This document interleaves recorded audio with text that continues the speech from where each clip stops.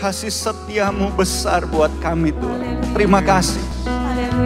Ini pujian kami, ini penyembahan kami naikkan kepada Engkau Allah yang layak. Terima setiap pujian dan hormat, Allah yang begitu mengasihi kami. Terima kasih Tuhan. Terima kasih Tuhan. Apapun keberadaan kita, dimanapun kita berada saat ini, yang di rumah juga, yakinlah ketenangan itu ada hanya dekat dengan Allah saja. Dan Dia mau selalu dekat dengan kehidupan kita. Terima kasih Tuhan, terima kasih Tuhan, terima kasih Tuhan. Sekali lagi inilah pujian kami, inilah penyembahan kami. Engkaulah harapan kami. Engkaulah jalan keluar buat kami. Engkaulah sumber kekuatan buat kami. Engkaulah pengharapan kami. Sekali lagi Engkaulah jawaban dalam setiap kehidupan kami. Terima kasih Tuhan. Terima kasih Tuhan. Terima kasih. Sebentar kami akan mendengar firman Roh Kudus. Kami minta Guru Agung itu mengajar kami semua. Sehingga kami mengerti firman-Mu. Firman-Mu yang akan menguatkan kami. Firman-Mu akan menjadi pelita bagi kaki kami dan terang bagi jalan kami. Sehingga kami bisa berjalan dalam kebenaran-Mu. Sekali lagi Roh Kudus, mampukan kami semua untuk mengerti. Mampukan hamba-Mu untuk dapat menyampaikan apa yang Kau sudah katakan dalam kehidupanku Tuhan. Sehingga disampaikan kepada sidang jemaat-Mu dimanapun berada hari ini. Sehingga nama Tuhan dipermuliakan. Terpujilah Tuhan. Di dalam nama Tuhan Yesus, kami berdoa, kami mengucap syukur. Semua yang percaya sama-sama katakan amin. Mari berikan tepuk tangan buat Allah kita. Haleluya. Puji Tuhan, buat hari ini kita ada sama-sama di rumah Tuhan. Maupun yang ada di rumah masing-masing. Saya percaya hari Minggu adalah hari yang selalu kita nanti-nantikan untuk beribadah kepada Tuhan. Kita tidak akan mau kebiasaan itu akan luntur. Tapi kita akan terus bangun ini. Karena waktu ada kebersamaan, di situ berkat Tuhan tercurah. Di rumah juga saya percaya Tuhan hadir di sana. Dan biar sungguh-sungguh kekuatan yang baru dari Tuhan, kemenangan, jalan keluar itu terjadi dalam kehidupan kita. Dan kita juga bersyukur buat semua rekan-rekan yang sudah melayani. Kita bisa hari ini pelayanan juga karena ada teman-teman yang melayani.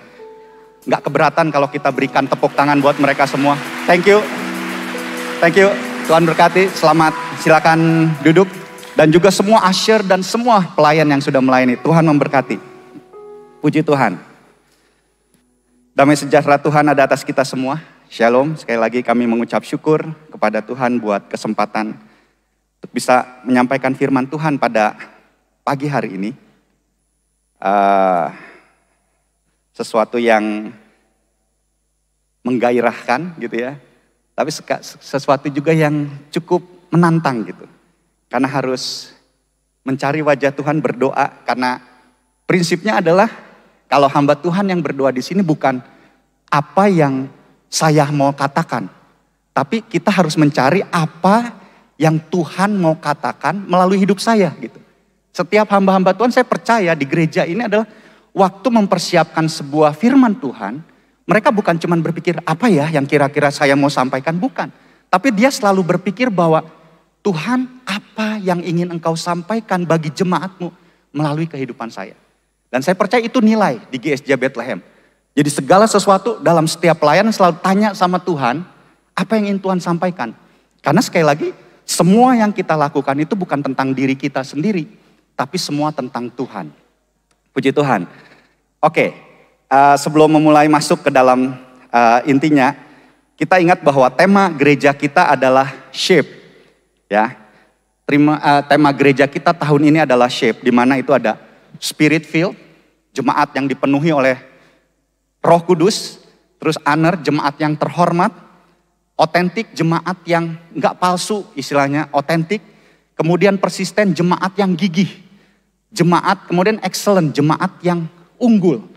Nah, kita sebagai Bethlehemers ataupun orang-orang percaya, kehidupan kita mau dibentuk. Setuju? Semua mau dibentuk, di shape sama Tuhan sehingga akhirnya kehidupan kita tuh akan jadi pribadi yang diubahkan semakin hari semakin serupa dengan Yesus.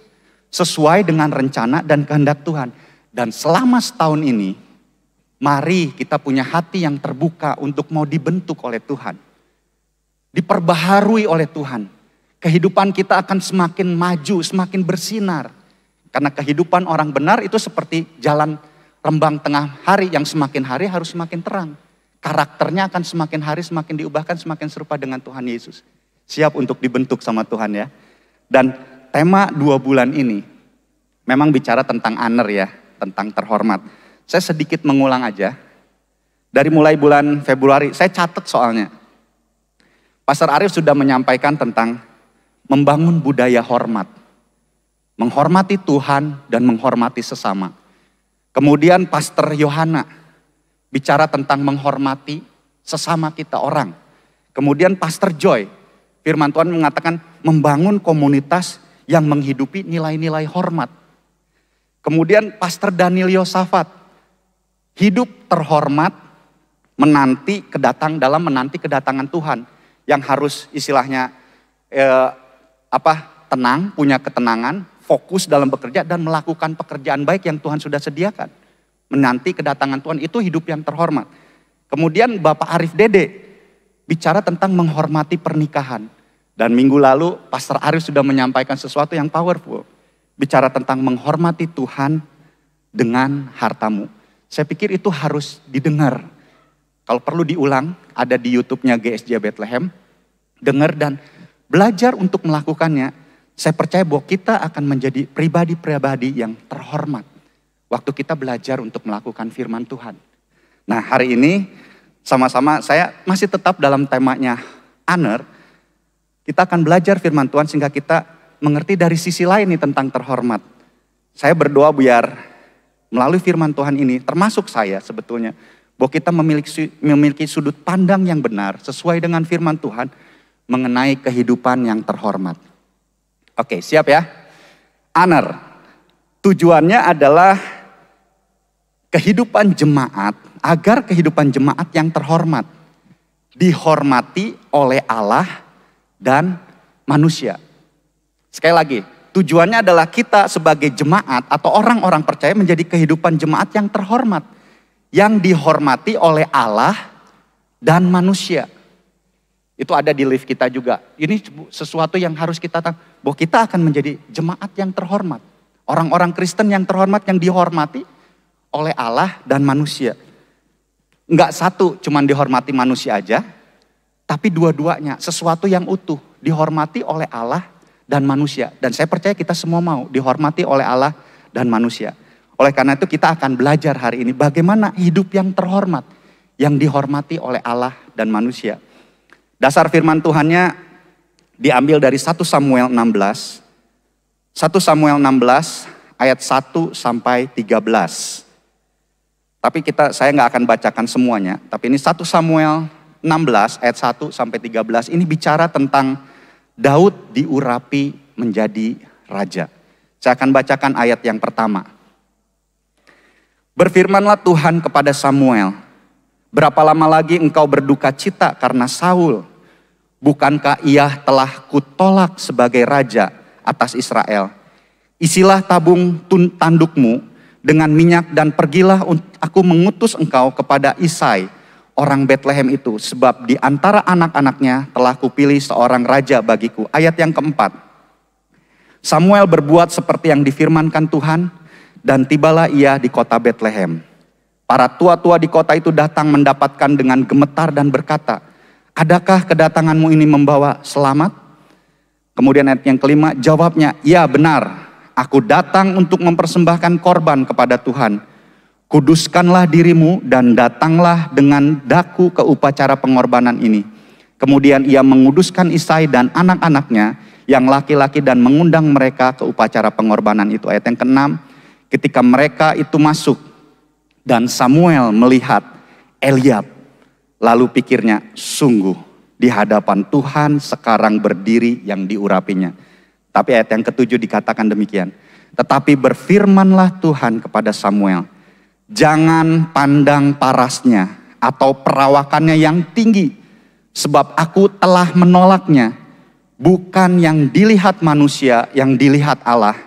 Manusia melihat apa yang di depan mata, tetapi Tuhan melihat hati. Ayat yang ketujuh ini yang bilang, bahwa manusia melihat apa yang di depan mata, tetapi Tuhan melihat hati. Judul tema hari ini adalah Khotbah hari ini adalah mata dan hati, supaya ingat.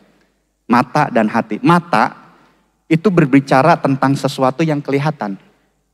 Ya, itu perkataan, bisa didengar gitu ya, kelihatan, kedengeran. Itu bicara yang kelihatan, tindakan, hasil kerja, hasil karya itu sesuatu yang kelihatan. Kalau hati itu bicara yang tidak kelihatan.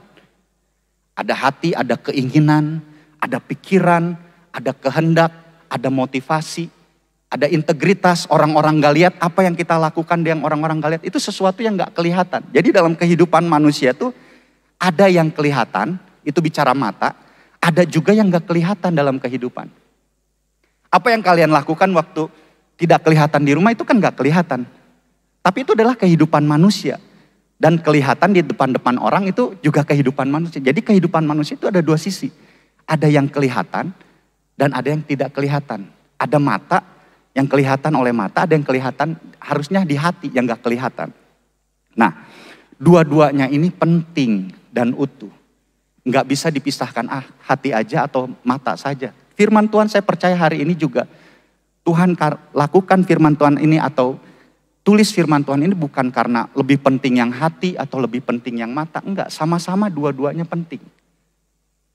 Tapi perhatikan di ayat yang tadi yang ke-7 dibilang bahwa manusia melihat apa yang di depan mata. Sedangkan Tuhan melihat hati. Jadi kecenderungan manusia itu hanya melihat apa yang di depan mata.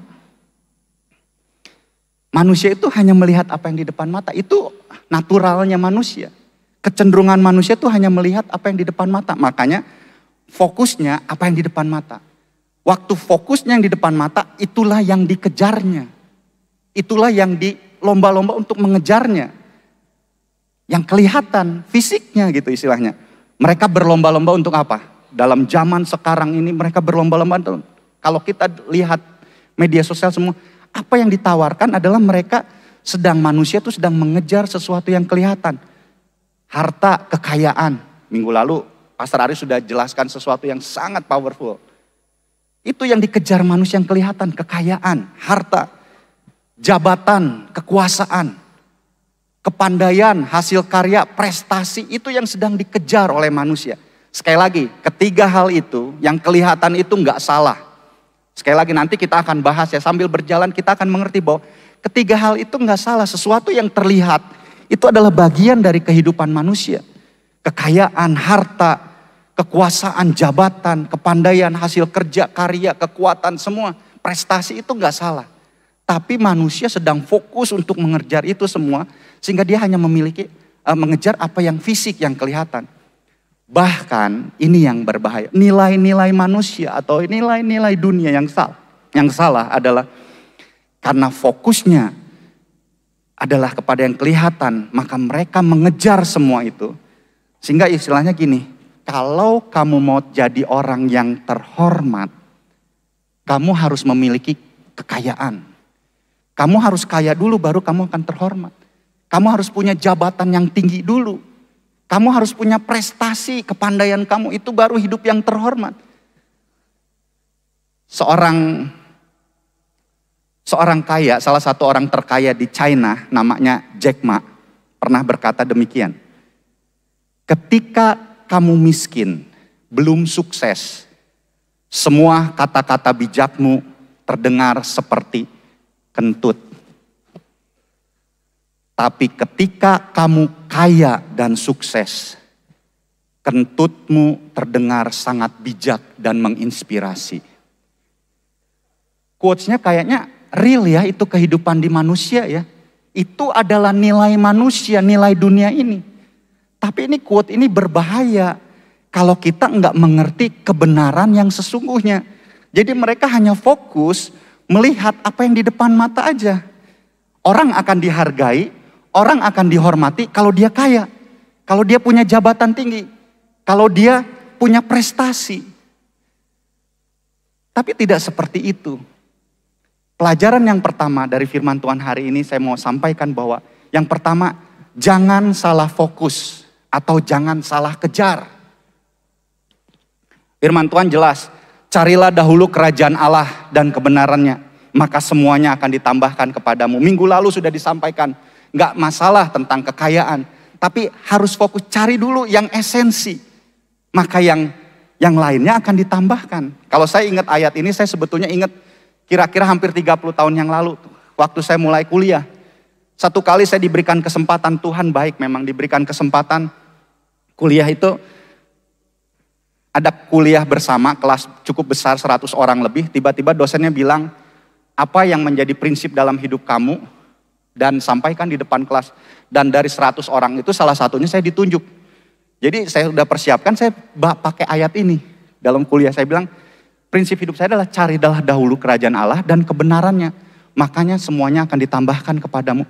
Maksudnya apa? Jadi saya nerangin, cari dahulu kerajaan Allah itu bukan cuma setiap hari saya berdoa terus gitu. Tanpa melakukan apa-apa. Karena ada kebenarannya. Kebenaran firman Tuhan saya bilang sesimpel. Dalam ajaran yang saya percaya saya bilang firman Tuhan mengatakan bahwa jangan malas. Belajar dari semut. Jadi sebetulnya bicara cari sesuatu kerajaan Allah dan kebenaran itu sesuatu yang esensi.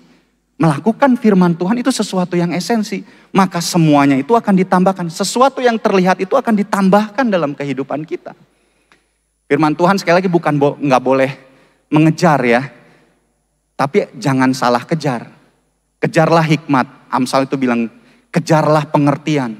Kejarlah kebijaksanaan seperti mengejar harta terpendam. Firman Tuhan bilang kalau mengejar hikmat, mengejar sesuatu yang esensi itu harus kita kejar dengan sepenuh hati. Seperti harta terpendam.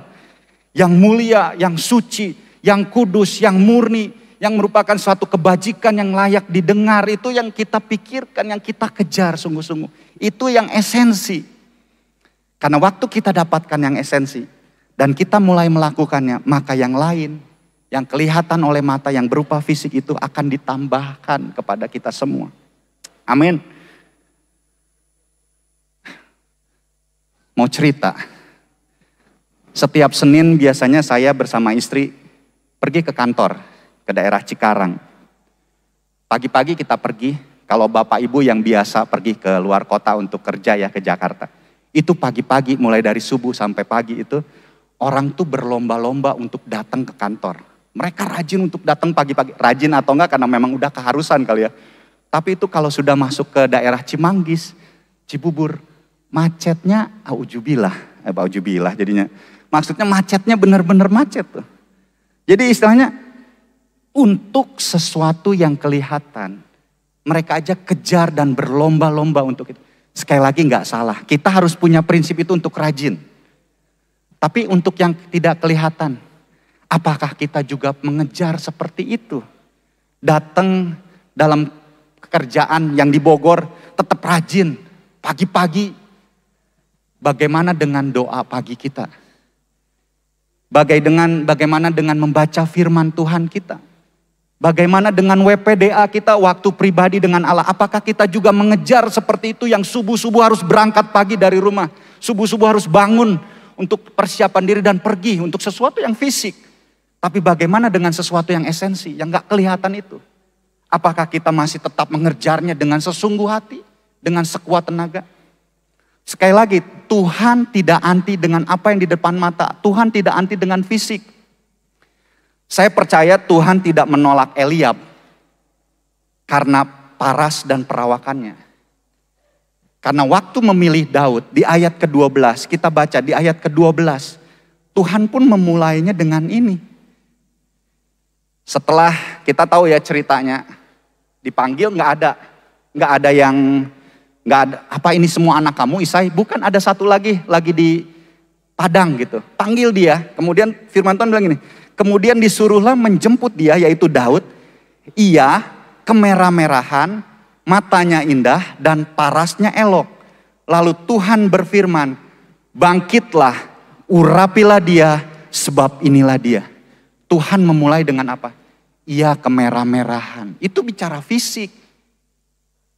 Matanya indah, itu bicara fisik. Parasnya elok, ganteng, cakep gitu. Itu juga bicara fisik. Tuhan bilang bangkit dan urapi dia. Ada sesuatu yang gak bisa dilihat oleh mata, tapi Tuhan melihat hati. Sekali lagi, Tuhan tidak masalah dan tidak anti dengan kekayaan. atau harta, penghasilan tinggi besar atau kecil. Tuhan tidak anti dengan namanya jabatan atau kekuasaan. Tuhan tidak masalah dengan namanya prestasi dan kepandaian. Semuanya itu netral. Kalau minggu lalu Pastor Alif bilang, uang itu netral. Tergantung bagaimana kita. Apakah uang itu jadi hamba kita atau kita yang jadi hamba uang. Amsal 16 ayat 8. Lebih baik penghasilan sedikit disertai kebenaran daripada penghasilan banyak tanpa keadilan. Tuhan sedang tidak masalahin penghasilan sedikit atau penghasilan banyak Bapak Ibu. Karena sedikit banyak itu relatif. Ada orang yang dapat gaji salary 5 juta per bulan. Anggap ini UMR-nya Bogor 4 juta sekian ya. Ada yang dapat gaji 5 juta. Bagi sebagian orang itu sangat besar. Tapi bagi sebagian orang segitu sangat kecil. Tuhan gak masalahin besar kecilnya penghasilan, kaya atau miskinnya. Tapi bagaimana kita memperolehnya. Tuhan perkara, bagaimana kamu memperoleh penghasilan yang besar dan kecil itu? Apakah dalam kebenaran dan dalam keadilan? Apakah dengan penghasilan 100 juta hasil karena korupsi itu terhormat? Enggak. Atau sebaliknya, dapat cuan 50.000 dari dagang tapi karena berbohong. Apakah itu juga terhormat? Tidak. Sekali lagi bukan masalah besar atau kecil. Tapi bicara bagaimana kamu memperoleh prosesnya seperti apa. Yang di dalam hatimu apa? Kamu memperoleh dengan apa? Dengan kebenaran, dengan keadilan, kejujuran atau tidak. Satu lagi Amsal 28 ayat yang ke-6. Lebih baik orang miskin yang bersih kelakuannya daripada orang yang berliku-liku jalannya sekalipun ia kaya. Tuhan sekali lagi nggak anti tentang orang kaya atau orang miskin. Tapi Tuhan sedang bicara bahwa apakah kekayaanmu itu dilakukan dalam kebenaran dan dalam keadilan. Jujur, nggak berliku-liku, nggak banyak motivasimu, nggak segala macamnya, nggak berliku-liku. Tapi jujur, lurus sesuai dengan firman Tuhan. Tuhan nggak masalah dengan kekayaan, dengan hartamu. Tapi Tuhan cuma tanya, penghasilanmu yang tinggi itu, yang besar itu, apakah kamu peroleh dari kebenaran karena kamu melakukan firman Tuhan? Karena Tuhan pasti mau memberkati orang-orang yang melakukan firman Tuhan. Dan sekali lagi kekayaan itu akan jadi berkat, akan jadi yang ditambahkan oleh Tuhan. Tuhan juga gak masalah dengan jabatan atau dengan kepandaian, prestasi. Tuhan pakai dari yang namanya jabatannya raja sampai kepada rakyat. Tuhan pakai orang yang namanya dari nabi, imam, orang Farisi, orang Saduki sampai ke jemaat. Tuhan juga pakai namanya para pemimpin, bos istilahnya, sampai istilahnya asisten rumah tangga sebagai budak. Tuhan pakai, jadi istilahnya Tuhan nggak masalahkan tentang jabatan atau kekuasaan. Bahkan Tuhan menolak anak-anaknya Imam Eli yang sepertinya jabatannya tinggi, tapi kelakuannya nggak benar, yang di hatinya nggak benar. Tuhan menolaknya. Bahkan Tuhan menolak orang-orang Saduki dan Farisi yang disebut seperti kuburan. Di depannya kelihatannya bagus, tapi hatinya busuk. Dan Tuhan lihat itu.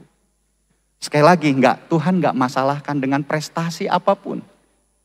Yang salah adalah waktu kalau manusia fokusnya pada hanya yang kelihatan. Sehingga mereka mengejar itu. Kekayaan, jabatan, prestasi itu menjadi Tuhan dalam hatinya. Dalam kehidupan mereka semua itu yang fisik itu menjadi Tuhan. Sehingga akhirnya semua itu yang mereka andalkan. Karena cinta uang itu adalah akar kejahatan. Karena kejar jabatan akhirnya setiap orang gila hormat. Karena ingin berprestasi kepandaian akhirnya supaya ingin dihargai. Mengejar uang dengan korupsi, hamba uang menjadi hamba uang. Mengejar tahta istilahnya supaya jabatan, ngorbanin orang lain. Injek orang lain yang di bawah, cari muka. Itu kan sebetulnya hatinya beda tuh. Mau kejar jabatan sesuatu yang fisik. Injak orang lain, jelekin orang lain supaya kelihatan dia di depan yang lain tuh dia yang paling tinggi. Terkutuklah orang yang mengandalkan manusia dan mengandalkan kekuatannya. Hanya mengandalkan sesuatu yang fisik. Yang benar adalah waktu God is above all. Waktu Tuhan di atas segalanya.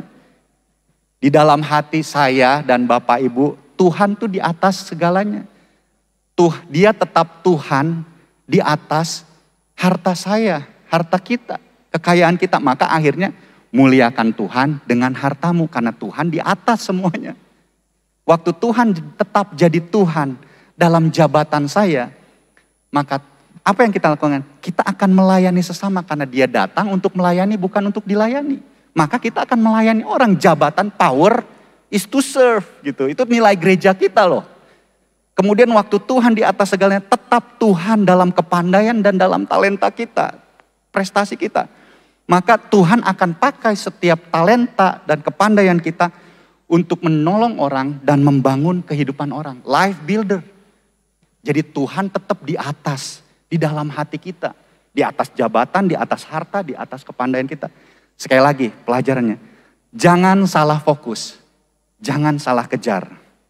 Itu yang pertama. Yang kedua, saya pakai bahasa anak-anak muda ya.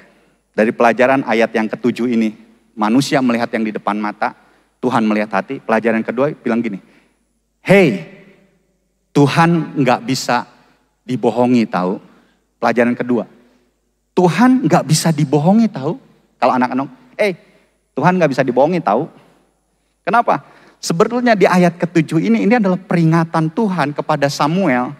Ini terdiri dari dua peristiwa yang saling berkaitan. Jadi waktu saya baca ini, sebetulnya udah waktu itu akhirnya ada waktu untuk menyampaikan. Tapi ternyata ada waktu ditunda, saya baca lagi banyak lagi gitu dapatnya. Ini ada dua peristiwa yang saling berkaitan. Dalam proses pemilihan Daud sebagai raja, Eliab ditolak Tuhan. Tapi tahu nggak waktu proses pemilihan Daud itu, nggak akan ada proses pemilihan Daud kalau nggak ada Saul yang ditolak dalam prosesnya. Kenapa Daud dipilih? Karena Tuhan kecewa. Tuhan sedih. Raja yang dipilihnya itu melakukan hal yang tidak berkenan. Makanya ditolak. Nah ini satu ayat ini itu bicara tentang dua peristiwa yang saling berkaitan. Waktu Saul ditolak sebagai raja, itu di pasal sebelumnya, pasal 15. Itu ayat 1 sampai 35. Saya akan bacakan cepat, ini cukup banyak tapi saya akan bacakan. Waktu itu Saul diurapi menjadi raja Israel. Waktu dia dijadikan raja, kemudian firman Tuhan berkata, Saul, majulah berperang. Kalahkan orang Amalek. Tumpas habis, jangan sisakan, jangan kompromi. Habisin semua, termasuk hewan, ternak, lembu, kambing, domba, semua habisin. Semua harta kekayaan juga habiskan semua. Dan tahu, Saul maju berperang. Dan Saul menang. Dia maju berperang dan dia menang, dia berprestasi. Tetapi apa yang Saul lakukan di ayat 9? Tetapi Saul dan rakyatnya itu menyelamatkan Agag dan kambing domba dan lembu-lembu yang terbaik dan tambun. Pula anak domba dan segala yang berharga, tidak mau mereka menumpas semuanya itu. Tetapi segala hewan yang tidak berharga dan yang buruk, itulah yang mereka ditumpas mereka. Dan ayat yang ke-10, Tuhan datang kepada Samuel. Lalu datanglah firman Tuhan kepada Samuel demikian. Aku menyesal karena aku telah menjadikan Saul raja, sebab ia telah berbalik daripadaku dan tidak melaksanakan firman-Ku. Maka sakit hatilah Samuel dan ia berseru-seru kepada Tuhan semalam-malaman. Sepertinya Saul melakukan firman Tuhan. Tapi Tuhan tahu. Saul sudah berbalik dari Tuhan. Mengabaikan Tuhan, tidak mendengarkan firman Tuhan, tidak taat kepada firman Tuhan. Sehingga hatinya tercemar dan dia tidak memahami kehendak Tuhan. Apa yang Tuhan minta. Karena hatinya mengabaikan Tuhan, tidak taat. Apalagi yang dilakukan Saul. Ayat yang ke-13. Ketika Samuel sampai kepada Saul, berkatalah Saul kepadanya, diberkatilah kiranya engkau dan oleh Tuhan, aku telah melaksanakan firman Tuhan. Ayat yang ke-14, tetapi kata Samuel, kalau begitu apakah bunyi kambing domba yang sampai ke telingaku dan bunyi lembu-lembu yang kudengar itu. Lihat, kalau orangnya sudah hatinya menolak Tuhan, hatinya sudah menjauh dari Tuhan, dia mau coba bohongi Tuhan loh. Hamba Tuhannya dibilangnya, aku udah lakuin firman Tuhan kan, aku udah perang kan, dan aku udah menang. Untung si Samuel dikasih tahu sama semalam sebelumnya sama Tuhan. Makanya dia bilang, apa yang aku dengar tentang kambing domba? Kamu mau bohongi Tuhan? Biasanya kalau hatinya udah jauh mengabaikan, dia mencoba mencari cara untuk bagaimana caranya. Bahkan Tuhan aja mau dibohongi. Hamba Tuhan memang bisa dibohongi, karena manusia juga bisa terlihat dari fisik. Tapi sekali lagi, hei, Tuhan gak bisa dibohongi. Hatinya jauh dari Tuhan, tidak tahu, dia berbohong dan beralasan. Kembali lagi diingatkan berkali-kali. Kalau kita baca lagi ayat 8, saya bacakan ya, saya akan bacakan ini supaya kita jelas. Ayat 18, Tuhan telah menyuruh engkau pergi dengan pesan, pergilah, tumpaslah orang-orang berdosa itu, yakni orang Amalek, berperanglah melawan mereka sampai engkau membinasakan mereka. Mengapa engkau tidak mendengar suara Tuhan? Mengapa engkau mengambil jarahan dan melakukan apa yang jahat di mata Tuhan? Ayat 20. Lalu kata Saul kepada Samuel, aku memang mendengar suara Tuhan. Tetap aja nih Saul. Mendengar suara Tuhan dan mengikuti jalan yang telah disuruh Tuhan kepadaku. Dan aku membawa Agag, raja orang Amalek. Tetapi orang Amalek itu sendiri telah kutumpas. Tetapi rakyat mengambil dari jarahan itu kambing domba dan lembu-lembu yang terbaik dari yang dikhususkan untuk ditumpas, itu untuk mempersembahkan korban kepada Tuhan Allahmu di Gilgal. Bela diri lanjut ya, ayat 22, 23 nih, dua lagi. Tetapi jawab Samuel, apakah Tuhan itu berkenan kepada korban bakaran dan korban sembelihan sama seperti kepada mendengar suara Tuhan? Sesungguhnya mendengar lebih baik daripada korban sembelihan, memperhatikan lebih baik daripada lemak domba-domba jantan. Sebab pendurhaka adalah sama seperti dosa bertenung, dan kedegilan adalah sama seperti menyembah berhala dan terafim. Karena engkau telah menolak firman Tuhan, maka ia telah menolak engkau sebagai raja. Kalau hatinya jauh dari Tuhan, dia malah membela diri lagi tetap. Bahkan salahin orang lain. Sepertinya kelihatannya benar ya. Yang di fisik kelihatannya benar. Menang perang itu prestasi. Luar biasa itu bisa menang. Ahli berarti dia. Dan dia pakai mempersembahkan korban lagi. Liturgi agamawi yang kelihatan keren. Tapi sebetulnya hatinya jauh dari Tuhan. Firman Tuhan kan bilang ada orang yang datang beribadah tapi hatinya jauh dari Tuhan. Dan Tuhan gak berkenan dengan semua itu. Tetapi Allah menolaknya. Karena hatinya tidak taat, mengabaikan kebenaran. Waktu ditegor, hatinya gak mau bertobat. Malah bohong, cari alasan, salahin orang lain. Akhirnya tindakannya pun melanggar firman Tuhan. Itu Saul. Sekali lagi, hey, Tuhan gak bisa dibohongi tahu. Dengan ibadah-ibadahmu. Dengan pemberian-pemberianmu yang diperoleh dari, kalau minggu lalu pastor Ali bilang, buat apa kasih persembahan ke gereja tapi itu hasil korupsi. Tuhan gak bisa dibohongi. Apakah, wah, orang bisa lihat, wih keren, ngasih 1 miliar. Tapi itu hasil apa? Tuhan gak bisa dibohongi. Kalau dari semua itu pemberian kita, hasil karya kita, itu dari hati yang tidak benar, motivasi yang tidak benar, keinginan-keinginan yang tidak benar, tidak ada kebenaran dan keadilan. Maka semuanya itu adalah sia-sia di hadapan Tuhan. Itu tidak terhormat di mata Tuhan. Kehidupan kita tidak akan terhormat di mata Tuhan. Dari firman Tuhan, dari ayat ini. Buat saya pribadi ini juga sangat memberkati hidup saya dan mengubahkan hidup saya. Saya juga mau belajar. Bahwa saya mau jadi orang-orang yang terhormat. Dan kesimpulannya dari firman Tuhan hari ini.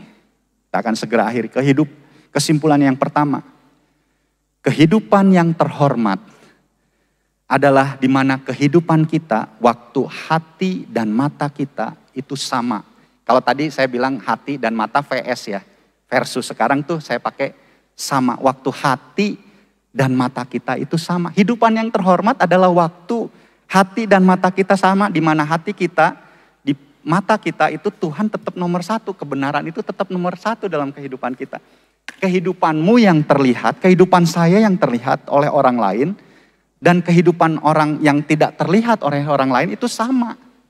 Kalau pakai bahasanya kita teman-teman yang melayani di mimbar, kehidupan di mimbar itu dengan kehidupan di bawah mimbar itu sama. Kemudian kehidupan kita hari Minggu di gereja dengan kehidupan kita hari Senin sampai Sabtu di marketplace, di tempat kerjaan, di rumah, di mana itu sama. Jadi nggak hanya yang terlihat orang, wih keren. Tapi yang nggak terlihatnya gimana? Harus sama. Jadi kehidupan yang terhormat itu harus sama. Hati dan matanya sama. Amsal 4 ayat 23 mengatakan, jagalah hatimu karena dari situlah terpancar kehidupan. Seharusnya hati itu yang akan memancarkan kehidupan. Kalau di hati kita ada Yesus yang adalah mulia, sangat mulia dan sangat terhormat, maka hidup kita juga kemuliaan itu akan terpancar lewat kehidupan yang kelihatan lewat mata. Punya belas kasihan, punya bekerja sepenuh hati. Yesus itu sibuk loh, tapi dia nggak hariap, nggak buru-buru gitu. Dia bekerja dengan sungguh. Dia menolong, dia excellent dalam melakukan, dia rajin semuanya. Kalau ada hati kita, ada Yesus, maka yang kelihatan juga sama, yang mulia itu. Itu yang pertama pelajarannya. Kesimpulannya bahwa kehidupan yang terhormat adalah waktu kehidupan kita di mana hati dan mata kita itu sama. Nggak beda. Dan yang kedua, yang terakhir, yaitu kehidupan yang terhormat adalah ketika fokus hidup kita adalah pada kebenaran dan keadilan. Amsal 21 ayat 21. Mengatakan firman Tuhan demikian. Siapa mengejar kebenaran dan kasih akan memperoleh kehidupan, kebenaran, dan kehormatan. Waktu fokus kita, yang kita kejar adalah sebuah kebenaran dan keadilan. Maka kita akan memperoleh yang namanya kehidupan dan kebenaran itu sendiri serta kehormatan. Di mata Allah dan di mata manusia. Jadi dua hal ini yang kita sama-sama mau belajar. Punya pola pikir, punya pandangan tentang hidup yang terhormat. Jelas saya percaya firman Tuhan datang sama Pastor Aris sebagai gembala. Yang menuliskan hidup yang terhormat jemaat itu seperti apa yang dihormati oleh Tuhan dan manusia. Kita mesti punya perspektif yang benar tentang firman Tuhan. Apa yang dihormati Tuhan sama manusia itu apa? Waktu hati kita sama pikiran kita, sama tindakan kita, sama perkataan, sama yang di depan mata itu sama. Waktu kehidupan kita fokus untuk melakukan apa yang benar, maka kehormatan itu akan menjadi bagian dalam kehidupan kita. Mari sama-sama kita komitmen untuk melakukan firman Tuhan ini. Saya mau hidup terhormat. Waktu menjaga hati saya, mengejar apa yang esensi itu. Waktu fokus saya pada kebenaran, maka hidup saya akan terhormat. Karena itu adalah janji Tuhan. Mari sama-sama kita bangkit berdiri. Terima kasih Tuhan Yesus untuk firman-Mu. Terus berbicara Roh Kudus. Mari saya kasih kesempatan waktu ini. Untuk Roh Kudus terus berbicara buat hidup kita. Terima kasih Tuhan. Terima kasih Tuhan. Haleluya Yesus. Hanya ada di dalam-Mu. Ku berserah penuh padamu Yesus. Amanku bersamamu. Harapanku hanya ada di dalam-Mu. Yesus, Yesus. Tak pernah lelah menjaga hidupku. Setiamu selamanya. Haleluya Yesus, terima kasih. Engkaulah harapan kami, Engkaulah Tuhan kami. Waktu kami menaruh Engkau sebagai Tuhan dalam hati kami, dalam harta kami, dalam jabatan kami, dalam setiap prestasi kepandaian kami, kami tidak perlu khawatir karena Engkau yang menjaga kami. Engkau tidak pernah lelah menjaga kami. Engkau yang memperhatikan kami. Biar fokus kami kepadamu Tuhan. Semuanya itu akan ditambahkan kepada kami. Terima kasih Tuhan. Hari ini kami berterima kasih buat firman-Mu. Roh Kudus mampukan kami untuk menjadi orang-orang yang terhormat karena memang Tuhan tentukan kami menjadi orang yang terhormat. Waktu hati kami, mata kami sama Tuhan. Jadikan kami orang yang terhormat waktu fokus kami pada kebenaran, pada keadilan, pada kasih Tuhan. Sehingga kehormatan itu akan menjadi bagian dalam hidup kami.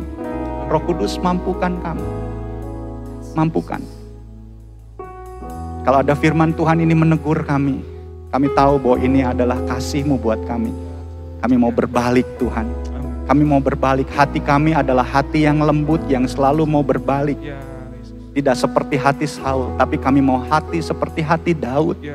Yang waktu ditegur, dia kembali kepada Tuhan. Karena hatinya, fokus dalam hatinya itu Tuhan.